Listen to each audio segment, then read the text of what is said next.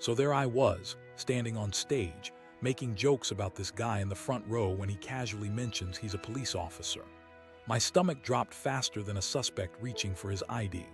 As you can see in the thumbnail, that's my actual face when I realized I'd been playfully mocking law enforcement for the past 5 minutes. Talk about a career-limiting move. But what happened next taught me something powerful about humor, humanity, and the unexpected bridges stories can build. Welcome back to another storytelling adventure. I'm Paul Smith, and today we're diving into what I call the police family. A story about how one awkward moment on stage led to one of the most memorable connections in my performing career. Here's something that might surprise you. Some of my best material comes from my most uncomfortable moments. In fact, research shows that the stories that make us cringe are remembered 35% more often than our proudest achievements. Fascinating, right? In the next few minutes, you'll discover how an accidental confrontation with law enforcement turned into a masterclass on turning tension into connection, something that works whether you're on stage or in a boardroom. Let me take you to this comedy club in Manchester. Not the shiny, polished kind with fancy lighting. I'm talking about the kind where the stage is basically a wooden pallet, the spotlight is someone's phone flashlight, and the audience sits close enough to count the sweat beads on your forehead. The place was packed that night, every table filled with groups drinking and laughing. Now, as a performer, I always look for families or groups to interact with. They provide this beautiful dynamic where I can bounce between different personalities. In the front row sat this family, Tony, his daughter Katie, and his son Mike. Perfect targets, I thought. And like any good storyteller hunting for material, I zeroed in on them immediately. I started with my usual banter. You know, the slightly flirtatious, slightly awkward routine I do where I pretend to be interested in someone and then comically backtrack. The audience was loving it. Tony was this middle-aged guy with this great belly laugh. Katie was rolling her eyes at my terrible jokes in that perfect 20-something way. And Mike was this strapping young lad trying to look unimpressed but cracking up anyway. If you're enjoying this play-by-play of my comedic self-destruction, do me a favor and hit that like button. It helps. Other storytelling enthusiasts find this cautionary tale. So there I am, having a grand old time with this family when I notice this fourth person at their table. Quiet fellow, built like a rugby player, nursing his pint and watching me with these intense eyes that seem to be evaluating my every move.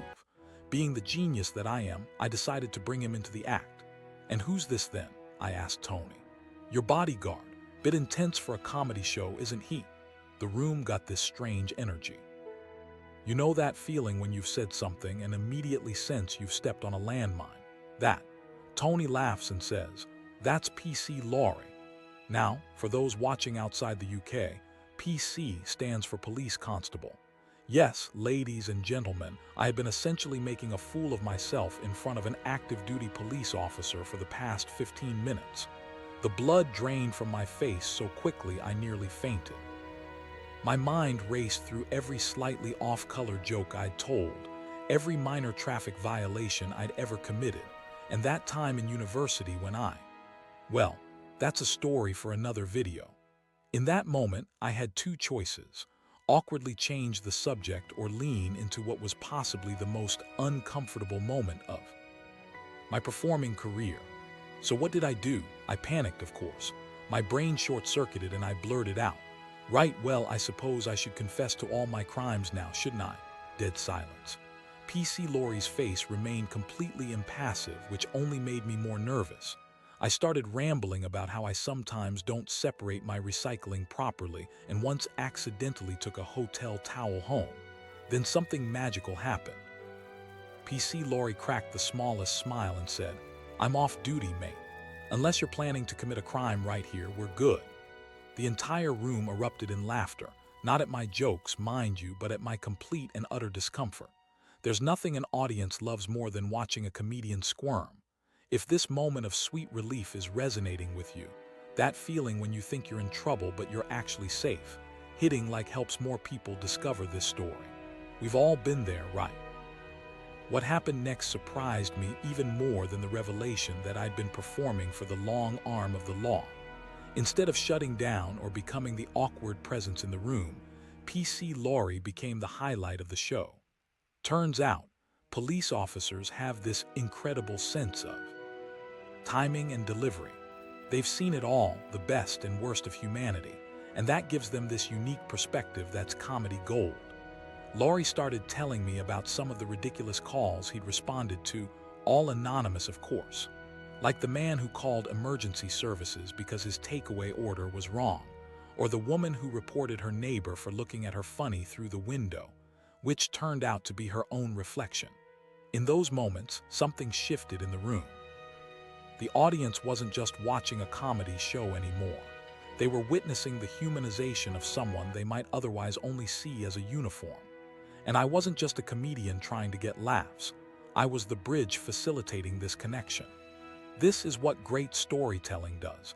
It breaks down the barriers we build between us and them, revealing the shared humanity underneath. Looking back on that night, I realized something profound about storytelling that applies whether you're on stage, in a boardroom, or at a family dinner. The most powerful connections happen when we're vulnerable enough to step outside our rehearsed material and brave enough to engage with the unexpected. In business leadership, we often talk about controlling the narrative, but sometimes the magic happens when you let the narrative control you for a moment, when you allow the unexpected to redirect your story. Think about it. Had I ignored PC Laurie or awkwardly moved on, I would have missed out on what became one of my most memorable performances. The audience would have missed the chance to see beyond stereotypes, and PC Laurie would have remained just another face in the crowd rather than becoming the star of the show. The best stories aren't just well-crafted narratives. They're authentic human connections that happen when we're present enough to recognize the story unfolding in real time around us. If this insight about authentic connection resonates with you, hitting that like button tells YouTube this is the kind of storytelling content worth sharing.